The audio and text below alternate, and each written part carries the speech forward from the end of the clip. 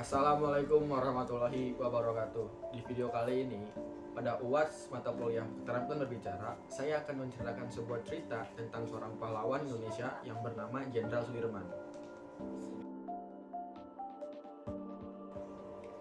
Jenderal Besar Raden Sudirman adalah seorang perwira tinggi Indonesia pada masa Revolusi Nasional Indonesia. Sebagai Panglima Besar Tentara Nasional Indonesia pertama, ia adalah sosok yang dihormati di Indonesia. Saat di sekolah menengah, Sudirman mulai menunjukkan kemampuannya dalam memimpin dan berorganisasi dan dihormati oleh masyarakat karena ketaatannya pada Islam. Setelah berhenti kuliah keguruan pada tahun 1936, ia mulai bekerja sebagai seorang guru dan kemudian menjadi kepala sekolah di sekolah dasar Muhammadiyah. Beliau juga aktif dalam kegiatan Muhammadiyah lainnya dan menjadi pemimpin kelompok pemuda Muhammadiyah pada tahun 1937. Setelah Jepang menduduki Hindia Belanda pada tahun 1942, Sudirman tetap mengajar.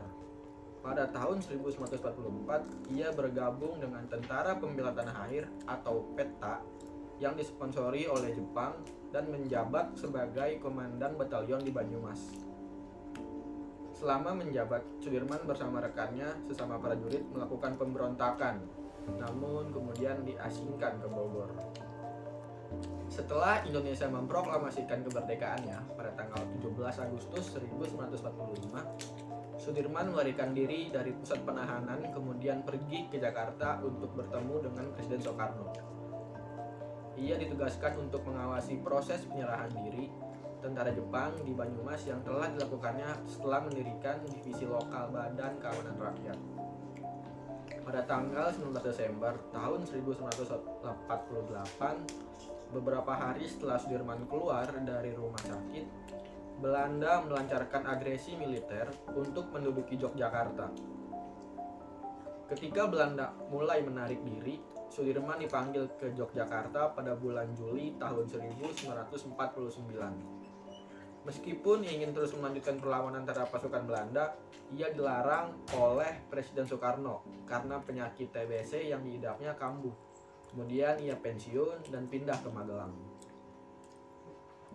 Sudirman wafat kurang lebih 1 bulan setelah Belanda mengakui kemerdekaan Indonesia.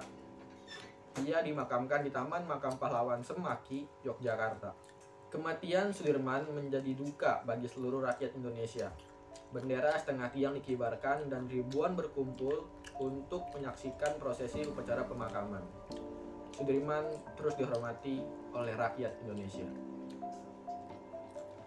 Itulah cerita mengenai pahlawan Indonesia yang bernama Jenderal Sudirman. Semoga dapat menjadi inspirasi bagi kalian semua. Kurang lebihnya mohon maaf. Assalamualaikum warahmatullahi wabarakatuh.